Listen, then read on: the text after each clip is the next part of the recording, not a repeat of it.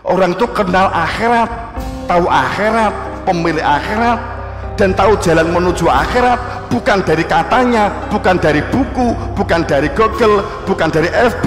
Tahu persis ini perintah Allah loh, bukan cangkemku loh ya. Wa tabi sabila man anaba ilaya, golek ono hingga ketemu kemudian ikuti.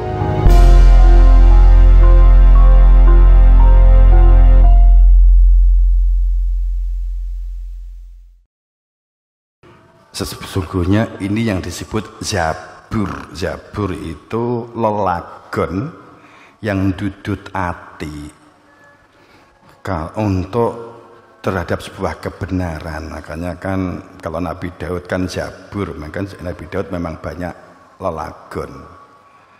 Seperti maaf, beribu maaf ya.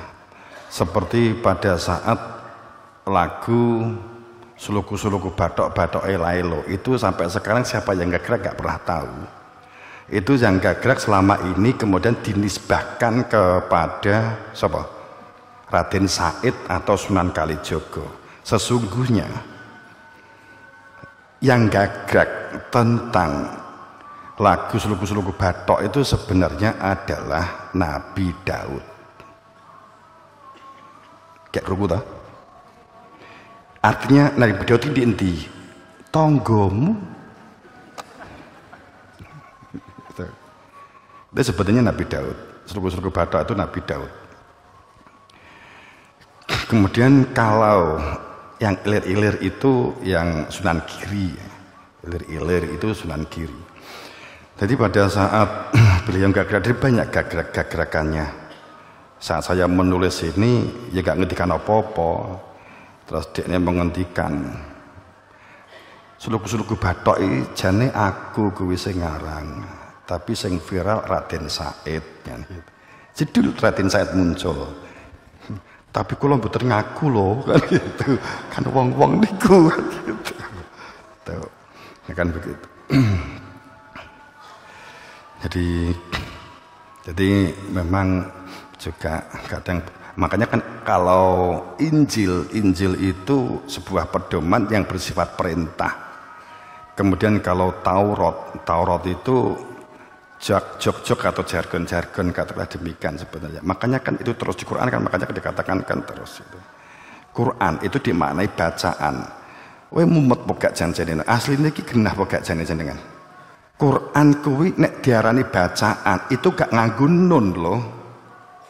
Dong gak kira-kira sak suwe niki. Quran kan nganggo nun toh, Quranun. Ya bener. Ya toh? Nganggo nun. Artinya selama ini dimaknai di mana-mana itu bacaan. Duduk bacaan mulia duduk. Wedewi kerekam juga bacaan. Kalau bacaan itu qoro'a. Nek ditanwin qoro'an. Itu jenenge bacaan yang benar-benar bacaan. Nek dikai tanwin berarti masdar. Tapi nganggo nun wis beda neh duduk Quran itu sebenarnya. Makanya dimaksud Al-Qur'an ditulis itu bukan itu. Makanya itu juga mutasabihat harusnya gitu loh. Makanya di ayat sing ngerti tentang Al-Qur'an ya utus aku dhewe kan ngono to. Itu apa maknanya Quran? Apa maksudnya Quran? Dari kata corona tapi duduk virus. Quran. Corona atau Quran itu katakanlah waman ardu an dzikri, sapa berpaling dari zikir gak duwe zikir, maka hidupnya itu akan akrab dengan korin. Fahuwa korinun, maka dia korin. Korin itu al-baghz. Korin itu bagho itu batas. Jadi kalau orang itu berbuat rusak, bagho berarti dia akan sangat rusak. Kalau dia berbuat baik, maka dia menjadi baik. Korin kan juga sama gitu. Tapi korin itu bukan makhluk. Korin itu perilaku atau perekat, penyatuan. Jadi kalau awalnya setan, maka korin menjadi perilaku setan, maka penyakit. Tapi kalau Quran akrab dengan dawuh. Quran itu kalau kebanyakan orang bawa begini, Quran itu mushaf. Quran itu mushaf. Nek diwaca Quran, nek tulisannya mengaku maturkan begitu. Kalau Quran itu pada saat kamu membaca. Kalau Al-Quran itu dawuh guru itu loh jane Al-Quran.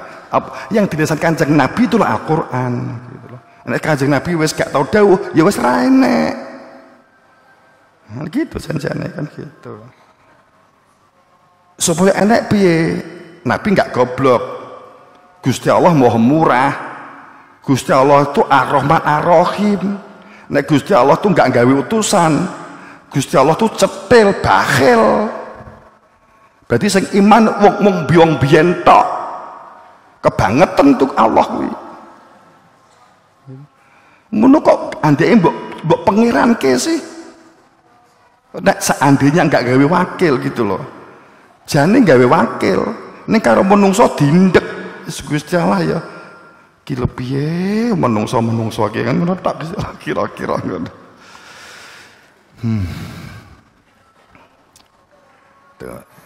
Wong dikai supaya iso mulih, supaya tentrem.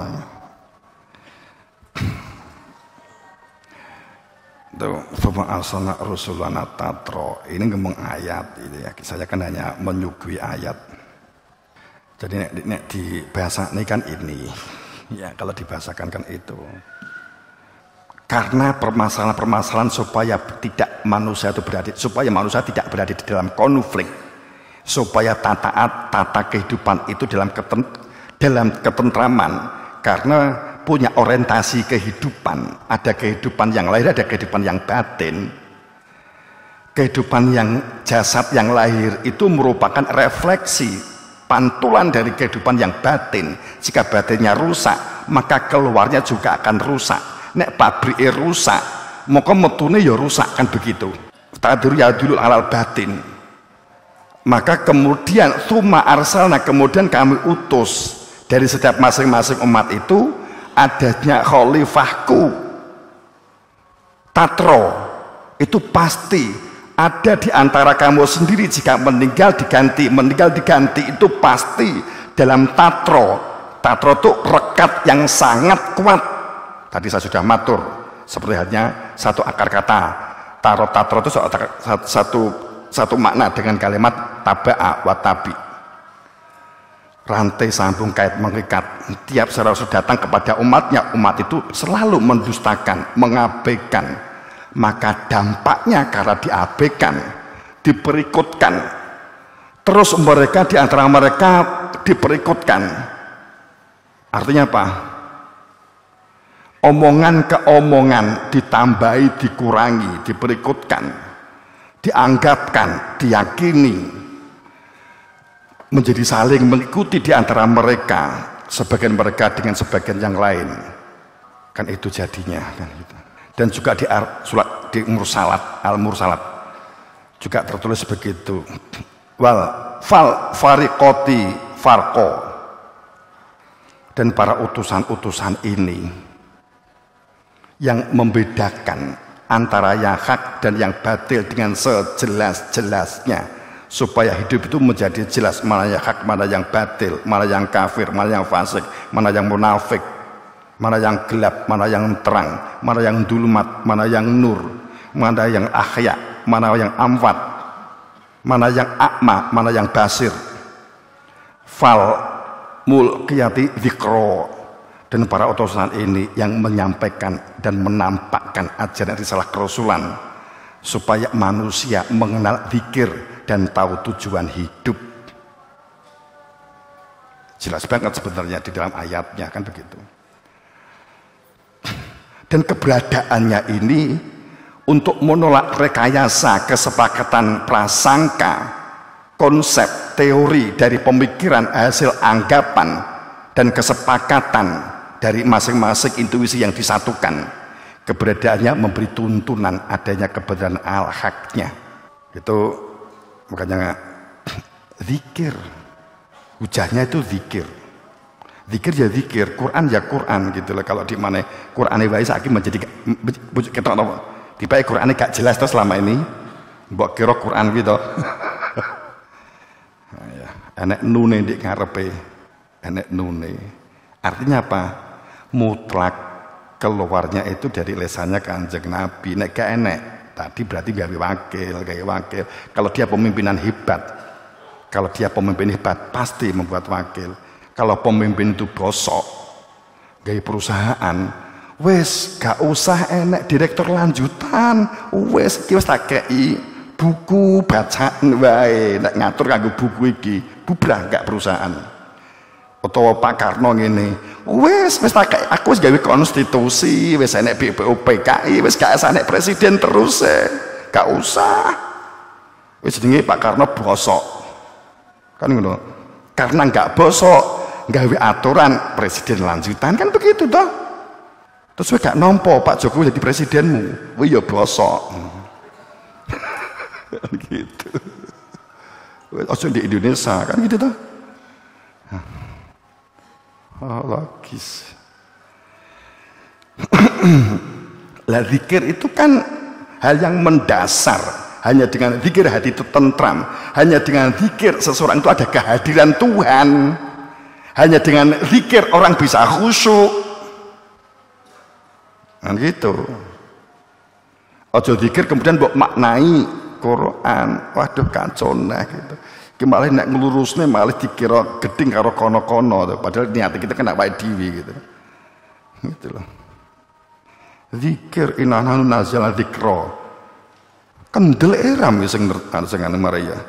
Inna nahnu, sungguh kami yang menurunkan Quran, maka kami Quran yang menjaganya.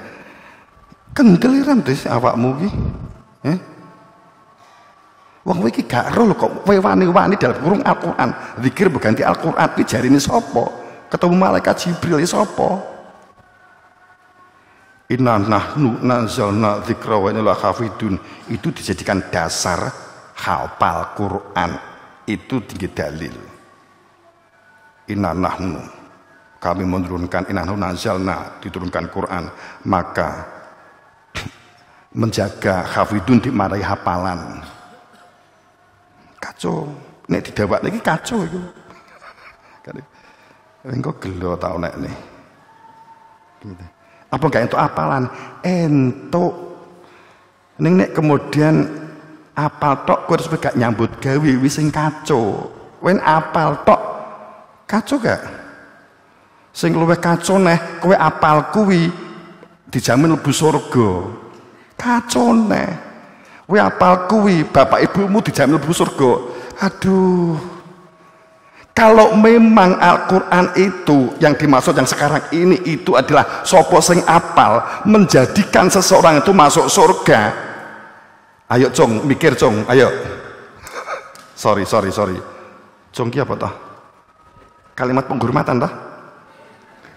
Ya, sorry. Jadi kita mengatakan bahwa seandainya itu benar, maka jauh sebelum Nabi Muhammad wafat, sekali lagi, jauh sebelum Nabi Muhammad wafat sudah dicetak. Seandainya Al-Quran sopo sing apal menjadikan seorang langsung masuk surga, apal langsung menjadikan masuk surga, walaupun korupsi, walaupun ngelok nih, walaupun copet, walaupun dia tuh nyadui tanggane, pokoknya apal Quran mlebu surga. Parah nih, we apal Quran, bapak ibumu iso mlebu surga, anakmu mbok peksa kon apal Quran, mergo kowe nek korupsi. Jadi nek kowe meksa anakmu supaya Quran, berarti kowe korupsi. Wah, aku dikorupsi, maling iki. Nek anakku gak apal Quran, aku gak iso mlebu surga. Ngono to pikiranmu? Ses piye, Kalau memang benar seperti itu, maka jauh sebelum Nabi Muhammad wafat wis dicetak. Faktanya Nabi Muhammad wafat urung diapa-apa nih, cek berserekan, baru dikumpulkan. Abu Bakar aja nggak mau. Saya nggak melakukan yang tidak pernah dilakukan oleh Nabi. Kemudian kan Utsman, maka disebut Mushaf Utsmani. Jadi kan nggak logis toh, nggak nyambung kan? Nggak nyambung. Apakah benar miskin ekonomi atau miskin sosial atau miskin pengetahuan atau miskin komunikasi atau miskin kehidupan bermasyarakatnya dan sebagainya, itu hanyalah dampak efek akibat dari miskinnya jiwa.